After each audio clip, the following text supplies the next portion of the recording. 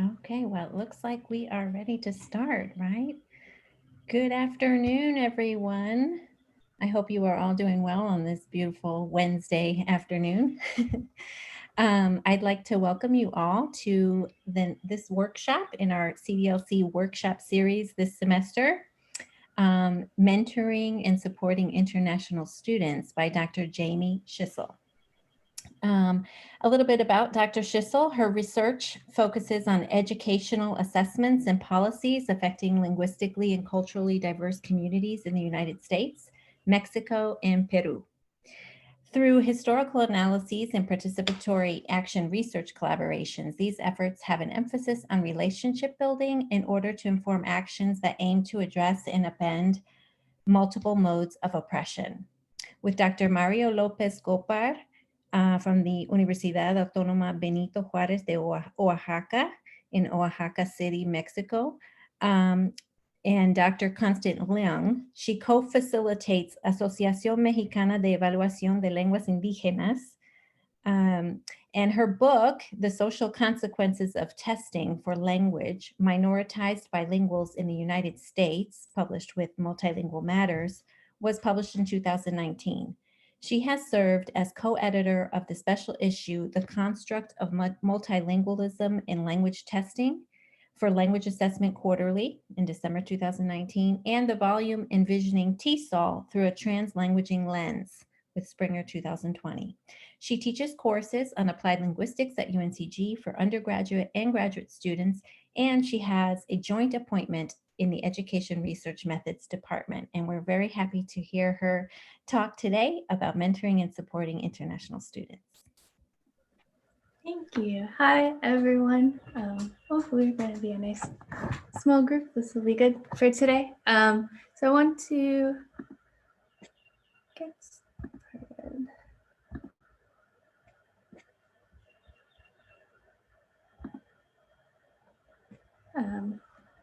So this is just kind of the orienting information. I think you guys are all probably in the place that you wanted to be today. Thank you for joining me. Want to give appreciation to CDLC and FAEC at UNCG for supporting this talk and organizing the full series. This is the last talk in our series. And I also want to thank Kelly, Melody, and Christy for all of their support throughout this whole process of getting this talk organized and ready for today. And you'll see the beginning part of the presentation, really want to say thank you to the Institute for International Education Incorporated for a lot of their analyses that they make readily available about the current state of and they've been tracking international studies for quite a long time. And so their information I'm leaning on heavily at the beginning of the talk in particular. So I want to make sure to thank them, and the links are also throughout the presentation. I'm going to start our talk with a land acknowledgement for Durham, North Carolina. That's where my body is currently situated. So it is the ancestral home to the Eno and Sinoa language peoples. And importantly, it's also currently considered to be have the most Native American peoples east of the Mississippi River.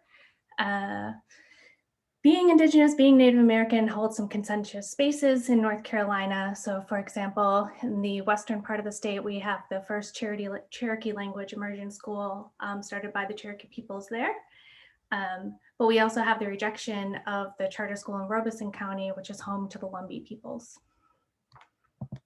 In addition, it's important to acknowledge what's also happened on this land, which is that it was a home for enslaved peoples for up until 100 and some years ago.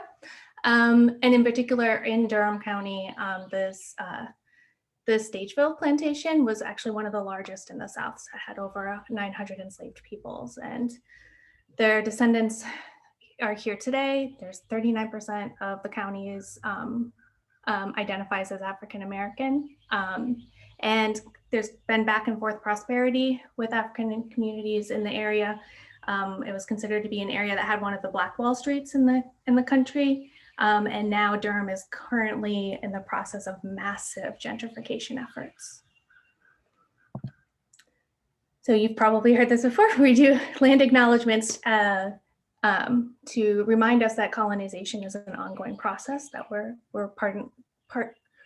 participating in, because native lands are still occupied, and also as a humble attempt to open our meeting today with some reverence and respect. When I'm doing this, it's not without knowing that I'm a white settler colonizer as well, and understanding my own positionality in terms of my work, in terms of what we're talking about today is going to be really important, but also in terms of what's been going on with land acknowledgements. And so I do like to take the time to reflect after a land acknowledgement about the problematic ways sometimes they're taken up, or the performative ways that they're taken up as well. And so just kind of acknowledging that a land acknowledgement is not giving land back, right? And that these issues are still highly debated and worth visiting and discussing in our time, possibly not immediately right now, but within our times together, either inside this space or outside this space. Okay, so who am I? Why am I talking today? So my positionality, these are some ways that I position myself that I think are going to be particularly relevant for today. So US citizen, especially when we're talking about mentoring and supporting international students, citizenship is huge. Standard American English has been my dominant way of communicating, and I'm also very perceived as a proficient speaker of Standard American English. I've never really had to prove that. I'm white, I'm cisgendered woman. I've mostly had access to resourced education systems. I'm first generation-ish college graduate. So my mom there, she's on, well, if I'm looking at the screen, my right side, but standing in the position of me, my left side, graduated from college when I was about 10. In terms of my childhood, sometimes I like to use the at-risk youth language to kind of explain like some of my childhood. So I would have been labeled as low SES or free lunch status for K through 12 schooling. And something else that's really shaped a lot of my experiences in the work I do today is I grew up in a really very white small town in the Midwest that was known for overt forms of white supremacy. And so a lot of what we see in terms of conversations where it was kind of covert or a little bit more implicit, grew up with it being very explicit and an accepted part of society, moving from the North, Midwest, right to the South, and hearing these discourses where the North, tries to absolve itself of some of these issues, I think is really important to kind of continue to talk about as, again, like all of these being ongoing processes and what we see going on right now, especially in the United States. Like it's worth noting that these things were things that people were raised with around them. And then tangentially, or like a little bit related, right? I've also lived and worked and studied in other areas of the world, so mostly just Austria, Germany, and then Mexico. For our journey today, we are going to kind of meander through some different information. We're going to start by just getting the broad landscape of global and US international student education at different institutes of higher ed. Then we'll take a little bit more time to look at who are international students generally, like legal definitions, policy definitions, trying to understand what happens for international students when they graduate from these institutions. And then I'll go over some advice and issues that were raised by former international graduate students. We'll talk about some steps forward, and then I also have some additional narrative resources that I wasn't able to integrate, so I just have them at the end for everyone's reference. This is what I mean, like that IIE really helped. So I didn't have to run these data analyses myself. The IIE ran these for us. And so this graphic here explains the top 5 countries with international enrollment as a proportion of their total enrollment of students in higher education. So this would be undergraduate, graduate, and also some work-based programs that we'll talk about in a second. So you can see here, it's Australia, followed by Canada, then the United Kingdom, United States, and then China.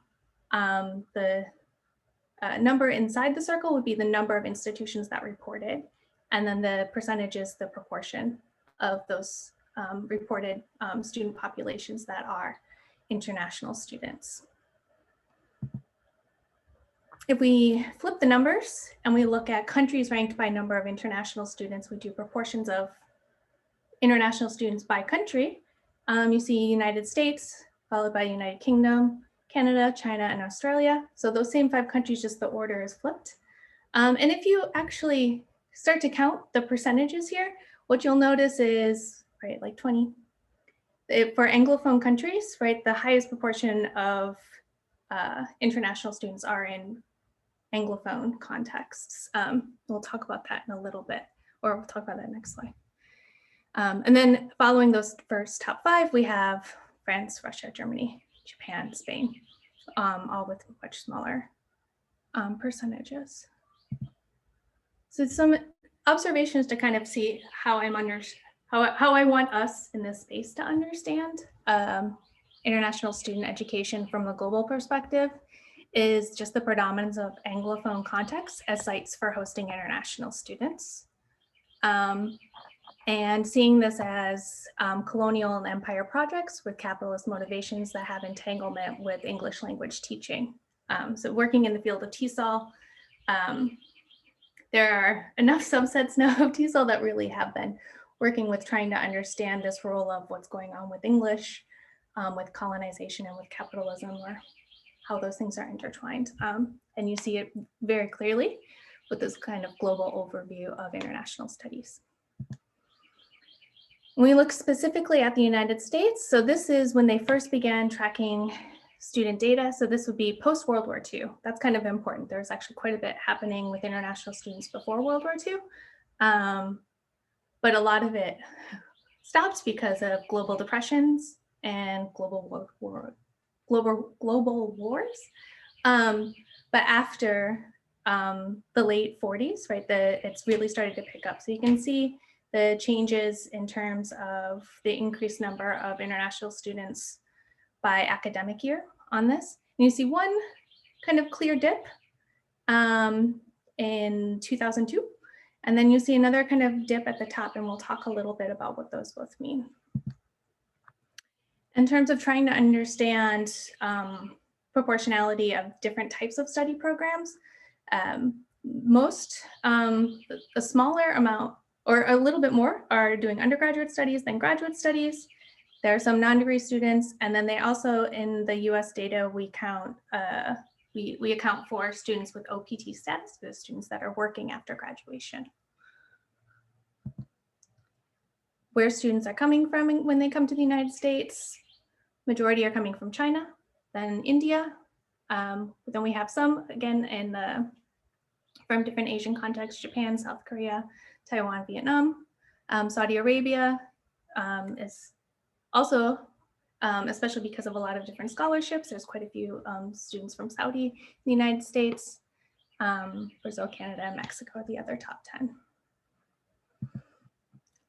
In terms of enrollment, more recently, in trying to understand new students that have come, it's important to note this is probably the first time we see enrollment by new international students dropping for consecutive years. And so it was fluctuating, kind of going up for quite a time, as you saw in the graph. And then right in 2016, probably know what happened around that time, enrollment started dropping, and it stayed continuing to kind of stay low and hover around that area. What IEE captures quite well in their analysis, and which I think is really important given what we were mentioning before with the global data, is the understanding of contribution by international students to the US economy. And so the increased each year, so even with the lower enrollment, right, you do see a larger amount of financial contributions from international students to the US economy, both through this financial measure and also through jobs created or supported. So when we think about international students, something to remember is that most of the funding is not coming from the United States, right? It's money from outside the United States being brought in by the students pursuing this education here. Some of it that is occurring in the United States is through employment. And then we do have US college and university scholarships as well. So observations with US specific overview data is really the role of different administrations, political administrations, and major events impacting international studies. So 9/11 was a major event that happened that changed international student enrollment, right? It was reflected in people not wanting to stay here that were here, and then just lower application enrollment numbers. And then the Trump administration, we following the Trump's election, enrollment significantly dropped. There are also, as you've probably heard, actual measures taken by the administration to reduce multiple forms of legal immigration, right? And one of them was student visas. So that was specifically targeted during that time. So that's another reason why the enrollment numbers are different from that point forward. And then of course we have COVID, and enrollment has dropped since COVID as well. And then the other thing that, depending on who you're talking with within different academic circles, it's important to mention the interdependence between economic systems and academic systems around international students, right? There are some programs, because of their high enrollment of international students, that's how they fund many, many things. And also for many of the students, in order to, like the degree actually does quite change life situations, or does open access to certain doors that other things don't maybe quite so obviously do. And so this relationship too isn't always talked about when we talk about mentoring students, but I think it's an important thing to know that there's this, and I don't know, from the international students that I've talked to, they quite know that, especially when their families paying, or they're paying, that they know that how much they're contributing, but maybe it's something that professors or people not super attuned to the situation are paying as much attention to. Okay, so who are these international students? Who are international students? Okay, so according to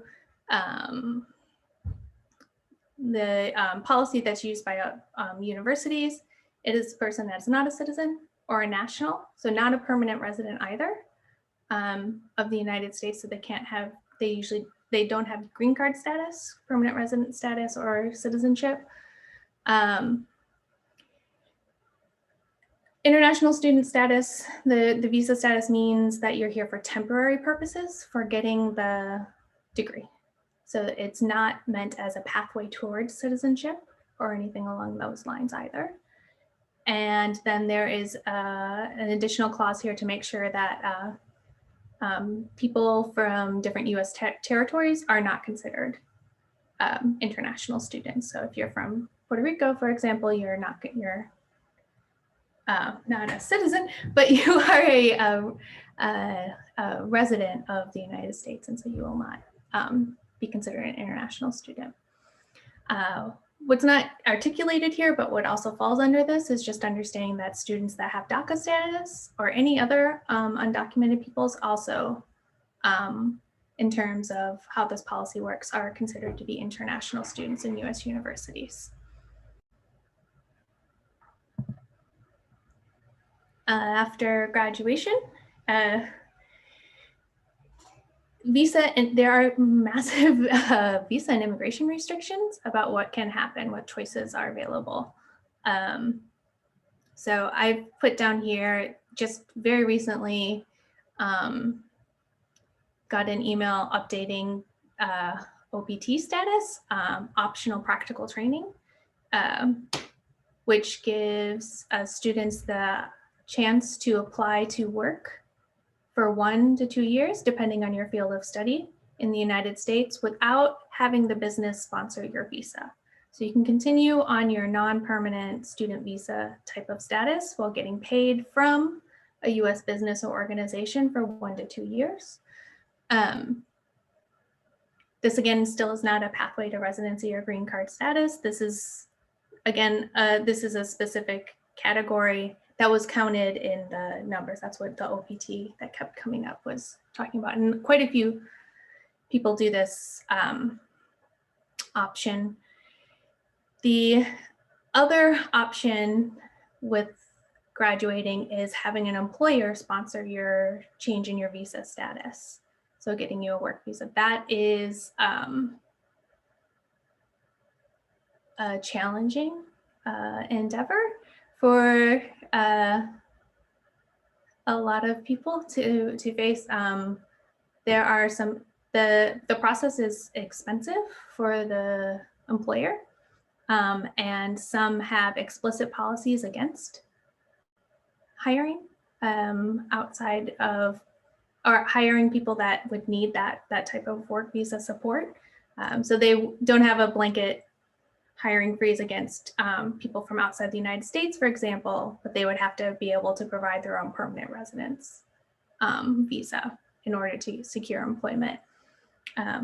This happens a lot in academia, where it can be really difficult for graduates with master's, PhDs, trying to get jobs in the US, and it's just so fewer jobs are available or are offered because of visa and immigration restrictions. So we're gonna go back to talk about what do we do with what happens with international students in classrooms in studies. And I'm focusing on graduate studies. It's where I'm more familiar with working with as an advisor, also as a student with other international students. And the people that I spoke with for this talk today were also had started their graduate studies in the United States and had done their bachelor's degrees in their home countries. So the first thing is that I think you all know, the Students and International Students Office are your best resources to find out what's going on. There's a lot of logistical, there's a lot of legal issues that need to be taken care of. And so understanding what it means to be full-time status as a student to maintain your visa. What does that mean in terms of online classes versus virtual versus in-person classes? Things are a little different right now, but there were very strict rules pre-COVID about how many online classes you were able to take and still maintain your visa status. That also applies to different types of scholarships as well from different areas of the world. So some scholarships will not pay for online classes unless there are no other alternatives for the student. But even then, you at those times, sometimes the students transfer to different programs. They're asked to transfer because the scholarship board will not allow them to continue in a program with too much online learning. One thing that seems like just like a general great teaching practice, right? But I think framing it in terms of what's going on with international students is especially important to emphasize. So just initiating check-ins, beginning, middle, and end of classes. Or alternatively, if you would like students to initiate check-ins, really being explicit with them and telling them they need to check in with you. And so this goes across like a gamut of different ways of how you want to be a support or a mentor. Some of it can be social, emotional well-being. A lot of it can really just be making sure that the classes are being taken care of. There's a lot of different ways of forming this so that you're giving what you can give, right? Because you're just one person, but that you're having this explicit commitment to that to working with international students. And kind of related to that too is when you're thinking about relationship building, you're thinking about it as being one member of a team of support. So not needing to know absolutely everything about visas, right? Like I know what I know, and I also know where to go and where to go with my students if I need support navigating what's going on with visas. Also professionally, making sure that, like, I don't know, having the relationships that you have in your own network also be a resource for your students as well. So trying to forge those connections, trying to share information with others who may be able to help your student, not just in navigating being an international student, right? But like just the general like work that needs to be done as a graduate student. So there's a lot of different ways that this can happen, less so in COVID, but like having times of coming together, right? Like, so having group meetings as opposed to just kind of sending somebody off, right? Like doing introductions, having collaborative type of mentoring sessions or group sessions can be one way to build that team of support. Also encouraging, I mean, this, I don't actually do this myself, but this is the advice I got from my friend and colleague was to encourage students to do cold emails, to really reach out and try to find support, because the worst you can get is a no or no response, right? But really supporting them in their drive, their initiative to reach out outside of you and know that, you know, having more support, more mentoring, having a good solid network is a really important thing to try to foster. So ask rather than assume. So despite these trends, students' experience and backgrounds expectantly, they're varying very dramatically. So my one friend, when I was speaking with him about his experiences in graduate school, some of it was very confusing for him in terms of trying to understand the shift from a BA college experience to research world, where there are a lot of assumptions about how he would know how to, I don't like, he said like he didn't know what journal, like getting a journal meant, or a journal versus an article versus a, like all of the very like some like this type of jargon that we use, just about general things that we tend not to unpack, were things that he had to really do on his own. And so asking a lot of questions and finding out a lot about your students, right, rather than making assumptions about what their previous experiences are, can be really helpful. Because when he told me that, I didn't expect it, right? Or I didn't think that, I didn't know how long it would, like it, he said it took him at least a semester to kind of wrap his head around what was going on with these classes and what he was being asked to read, and how it had shifted so much from the education he had had before going to, he studied in Canada. And so trying to spend time asking questions about what, like the steps in the process that maybe we often take for granted, can be very helpful for working with students from outside US contexts. Okay. So another huge theme that came up across all of the conversations that I had was Anglo or US centrism in the academy. So this is something I'm sure you've come across from time to time, but I think it's really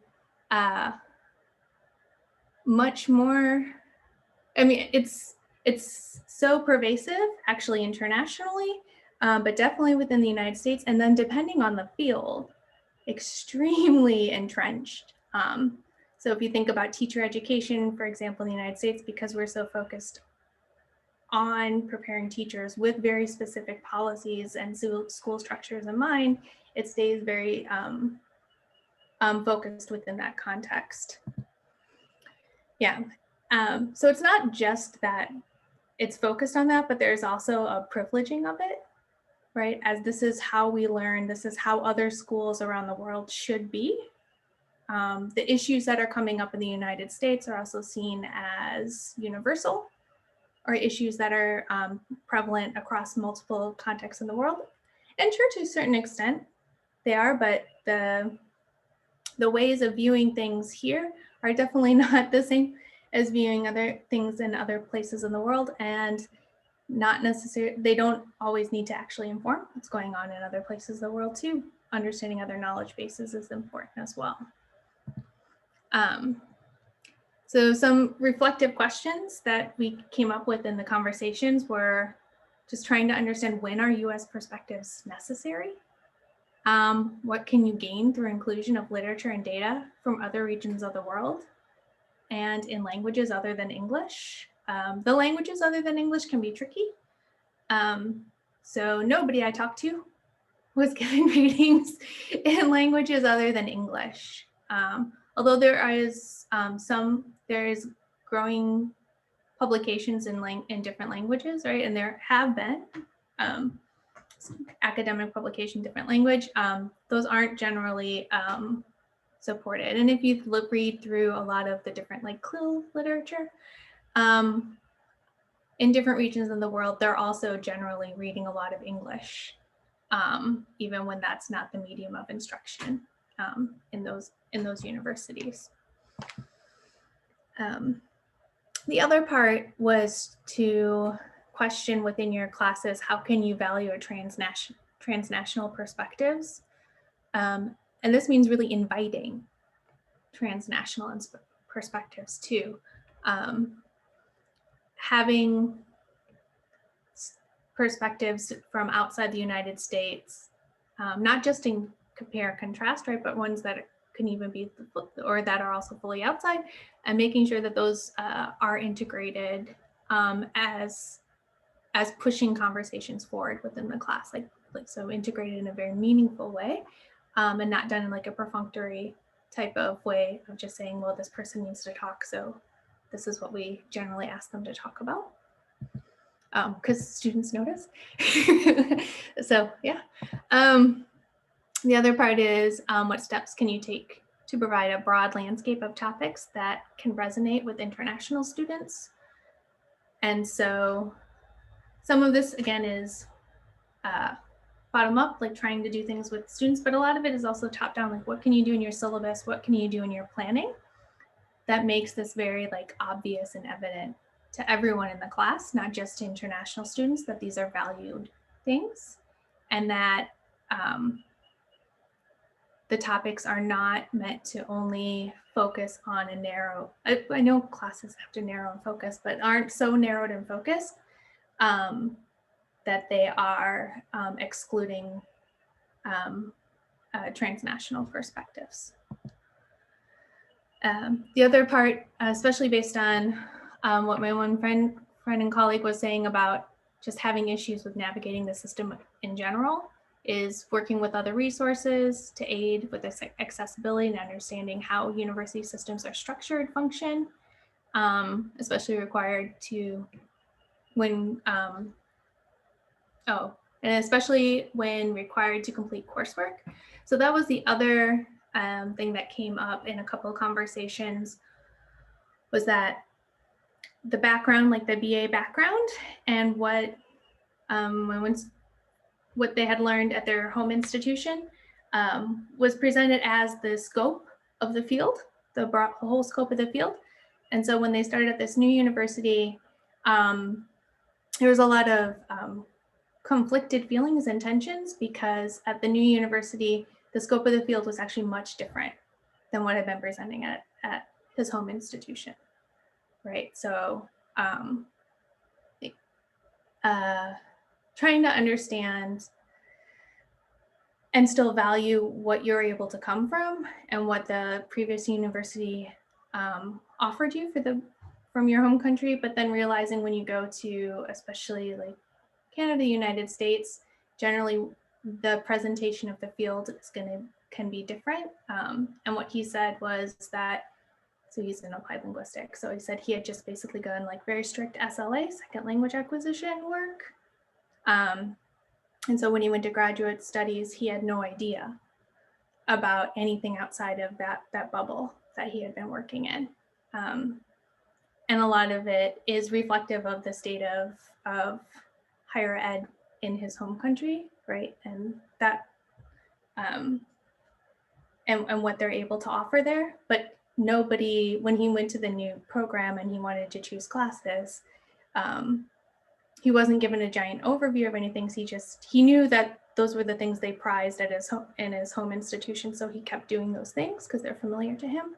And it wasn't until he finished his master's degree that he realized that there was this whole other world that hadn't been talked about or discussed as a possible world where he could be taking classes or he could inhabit. So that brought up a lot of, it was just not a good feeling, not a good experience, even though he very much enjoyed the program. Those tensions between trying to understand what choices and how you should make your choices and making those resources very clear and evident are important. Then there's the planning ahead, scheduling, and deadlines. That has also been a common topic. So just, we're very deadline centric in the States with and planning very far ahead. So having conference deadlines be months and months in advance, or knowing that what you're going to be doing a year from now because of something you planned a year ahead of time, or knowing if you want to apply for a grant, you have to have it ready 8 to 10 months ahead of when you actually want to do said work. Just kind of walking through and talking through what those mental gymnastics are like to be present in multiple points in time simultaneously can be very helpful. And then down to the very practical part of making sure people are clear about the amount of time to give references when you're asking references for letters or providing their name. All of those different kinds of like logistical things that we become accustomed to once you're in the job or once you're in academia for a while. But yeah, 2 people said like during their entire master's degree, there's no way they could have applied for a scholarship because there was no way they were working that far in advance. There's just could not, like, no one told them 6 months ahead of time that they should have been starting it. They'd find out like a week before a deadline, and then it would be far too much of like crunch time to get things prepared. Okay, and this is what I actually was getting at before, discussing the breadth of possibilities within the field of study. Second theme that emerged was social emotional well-being, and just this idea of isolation being extremely common. And yeah, I don't know too much what to say about this. It's, if you've lived in a different area of the world than where you're from, it's a deep level of isolation that links with the thoughts of actually not being sure it will ever get better, right? Like, so a lot of other times and periods in life, you're like, oh, this is a rough patch, right? But sometimes this isolation feels very permanent because your identity seems very permanent in who you are in this place. And so that isolation also takes on that level of permanence, which is not a good feeling.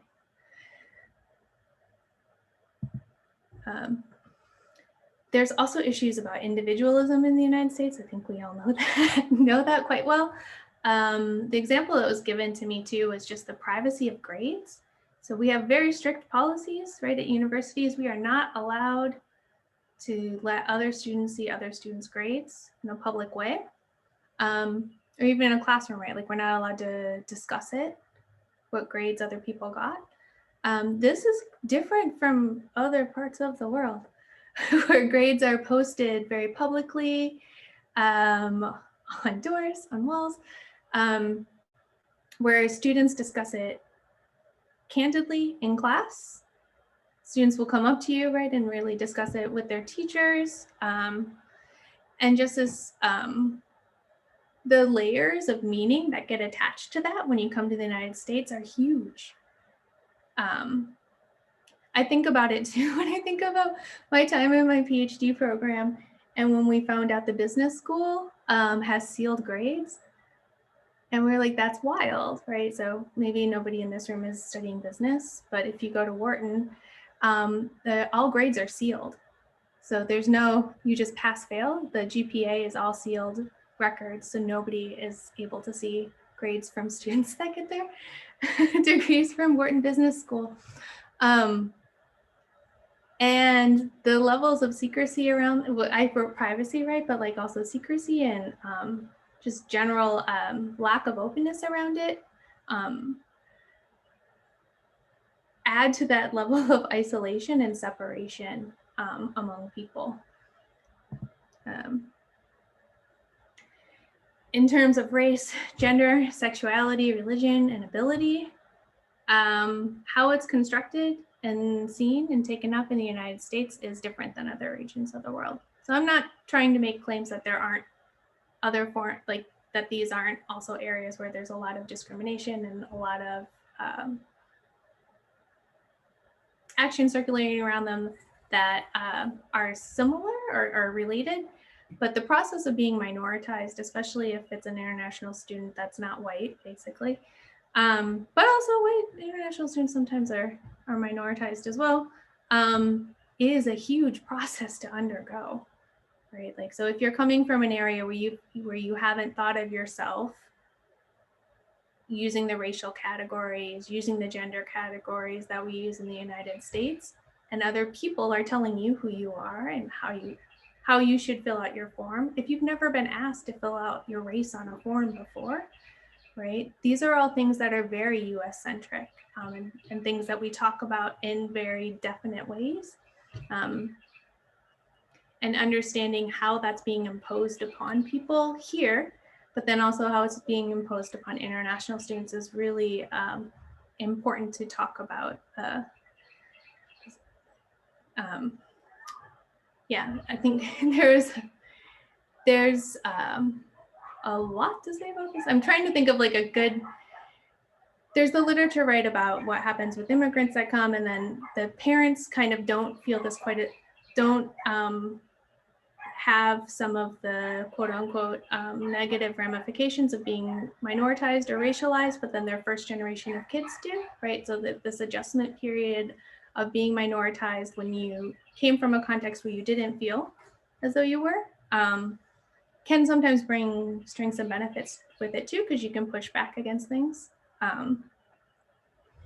But it's a very different process if you talk to people from different regions of the world when they come to the United States and they're like, oh, now I'm Hispanic, now I'm Latino, and people decided what I am, or people from different Asian countries saying like, oh, now I'm Asian, but before I was this and this and this, right? And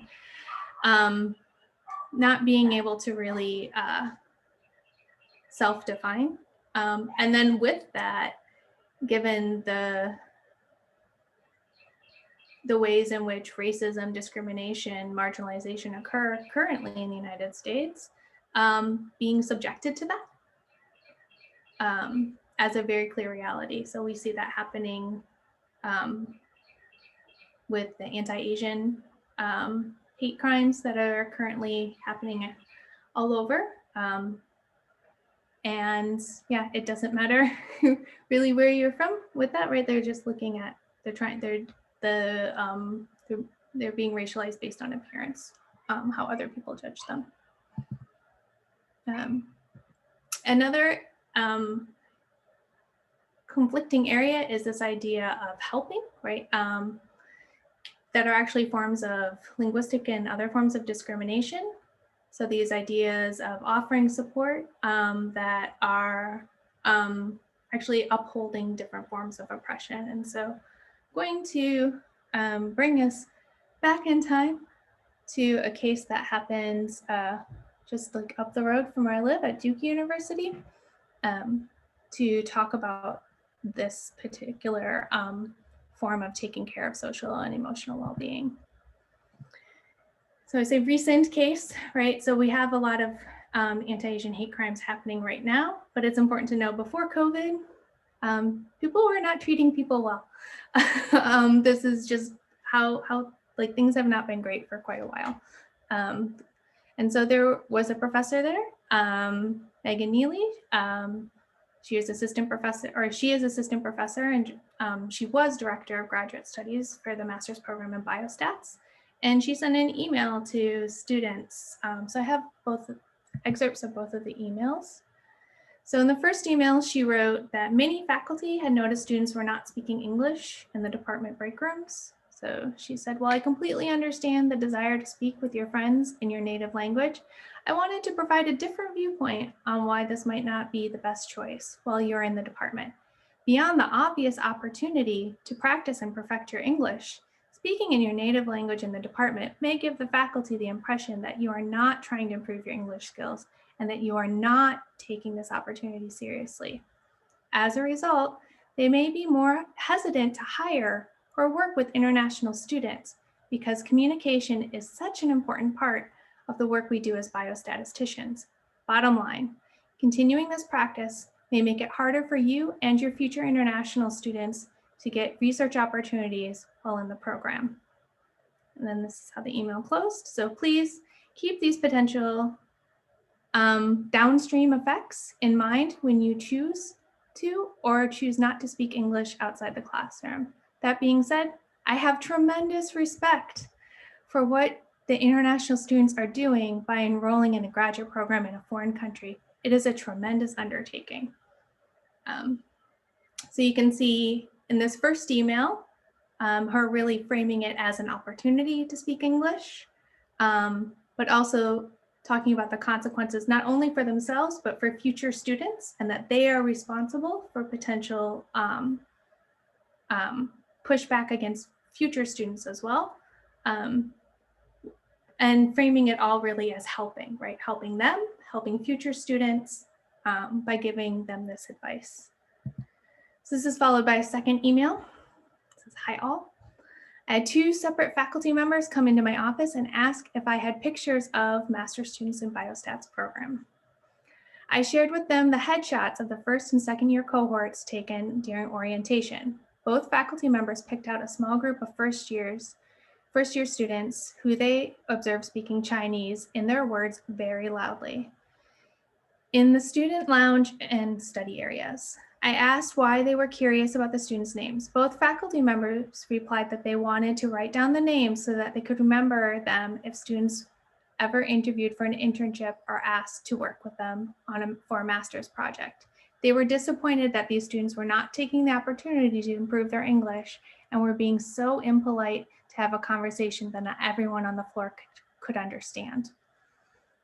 To international students, please, please, please keep these unintended consequences in mind when you choose to speak Chinese in the building. I have no idea how hard it has been and still is for you to come to the US and to have to learn in a non-native language. As such, I have the utmost respect for what you are doing. That being said, I encourage you to commit to using English 100% of the time when you are in HOC, the name of the building, or any other professional setting. Copying the second year students as a reminder, given that they are applying for jobs too." Okay.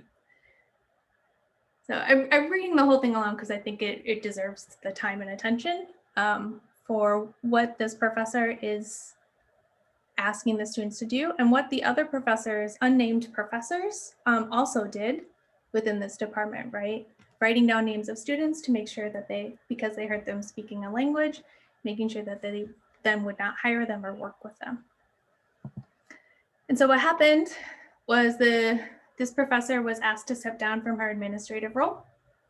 And then I added this is my analysis, after the negative national response from her 2 emails. So the first email happened and there was some organizing among the students. The second email happened and then they put everything on Twitter. And then there was a national response. And then this professor was asked to step down from her position as director of graduate studies. If you remember, I mentioned too, she's assistant professor. So she's in a weird position being a director of the whole graduate program, but also non-tenured. No actions were reportedly taken at the department and or school level. And so even though she is mentioning that other faculty members are not only complicit in this, but actually very actively seeking to discriminate against students based on their use of language, nothing was done about that. And we can point to Duke, right? And this specific woman and this specific department, right? But this is an issue. These are issues with universities and department priorities as a whole and the academy as a whole. This isn't isolated. This was just publicized. And so it's important for us to look at this example, also see the kind of low-level consequences. I actually looked her up and saw she's doing fine with her job. She also has a recent grant to foster new students in biostats. So professionally, she seems to be doing okay. The students, no idea, right? I'm not connected with them to find out what happens with them with all of this. But yeah, that kind of brings us to the last part is, so what in our work as mentoring and supporting, what can we do? So just a call, as always, for advocacy if we're trying to be diplomatic, but really activism if we're being honest. So making sure we dedicate space for international students in our anti-racist, anti-oppressive work and initiatives. Making sure that that is part of this whole work that we're doing, part of these projects. Being aware, so I kind of mentioned it before, bringing it back, that a lot of these things are happening with your DACA status or undocumented status students in your classes, but they may not be disclosing it to you, right? They don't need to disclose it to you. But they definitely do need support. And so whether you know you have DACA or undocumented students in your classes, it's important to kind of include that language, those supports in your syllabus so that it's there without them having to ask if they don't know about it. In North Carolina, for example, DACA or undocumented students also get no financial aid, international student tuition. There are other states and universities like in New York that do offer in-state tuition and financial assistance. So finding out what's going on in your area will be important. 45 more times say, listen to students. And then it's small, right? But it can have like reverberating repercussions of this idea of removing linguistically restrictive policies. So if you think about this whole Duke thing was just about speaking Chinese, and I'm guessing Mandarin, outside in the hallways or outside in common student spaces. None of this addresses what's going on in your classroom and allowing for multiple languages within your classroom space, which is also something that's extremely worthwhile to explore and support, and also make explicit to students that it is part of what can enhance their learning. And, you know, just like if you want to get more theoretical about it, just having some critical reflections about the colonial and capitalist motivations in the academy that are expressed with respect to this helping. I think that's a huge, huge issue that keeps coming up, is all these ways of people saying that they're helping or saying that they have good intentions when they're trying so hard, but really all they're doing is perpetuating forms of marginalization, discrimination, and trying to find sophisticated ways to ask students to assimilate. So these are some additional narratives. We have one from UNCG about being an international student during COVID times. And then Dr. Raul Mora, he's in Colombia. He has these 2 different YouTube videos specifically about the being an international student and surviving dissertation life that he sent along that I wanted to pass on to everyone here. So, thank you. Thank you so much, Dr. Schissel, for an engaging presentation. And we have a few moments now to take questions. I mean, feel free to unmute yourself or also type your question or comment into the chat box.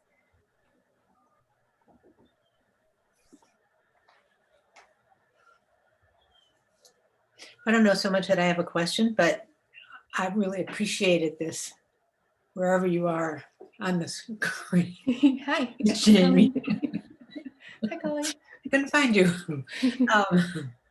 Yeah, no, it was really interesting. And I tend to be fairly sensitive to people's language, not in a way of saying you should be speaking English, but that you may need support to be able to participate in class in ways because we have English textbooks. If we can find things that are not in that language exclusively, it's just, I guess I'm thinking about how you actually can do this with your students in ways that they can get the information that they need, which may be reading texts in their first language, if they're available. Yeah, we had when I was at Penn, the master's program, this is where I'm like, oh, it's like complicated with finances. The master's program was predominantly students from South Korea and China, and they actually presented at one of our ethnography forum conferences all the different things they did to make the readings from classes accessible. And it's kind of what you're saying. So they didn't rely on the professor because they didn't even tell the professor because they sometimes weren't sure if they were allowed to do it. But just talking about working together to do translations, to define concepts, creating their own study groups outside of class. One of the people that I interviewed said really making study groups requirements can be really, really helpful, and having it be international students sometimes by themselves, but also like mixed groups as well. Mm-hmm. But yeah, what you're saying, like some of the very concrete stuff, honestly, I think like students can lead that a lot. And then as you are working collaboratively with them, mm-hmm. you learn so much about what you can integrate into your own classroom. Yeah. When I was at Texas, I worked with a lot of students from China and South Korea. We had a big foreign language program. And I was teaching a writing class because I used to teach writing for teachers at Texas. And one semester, I had more students who were international than I did local because they found out that I would teach them how to write. Because I was good at it. That's one of the things I was good at. And so it's just interesting. And it happens in such interesting ways, like all these students deciding to take my class one semester because they wanted to learn to write better. It's a little tricky, but fun nonetheless.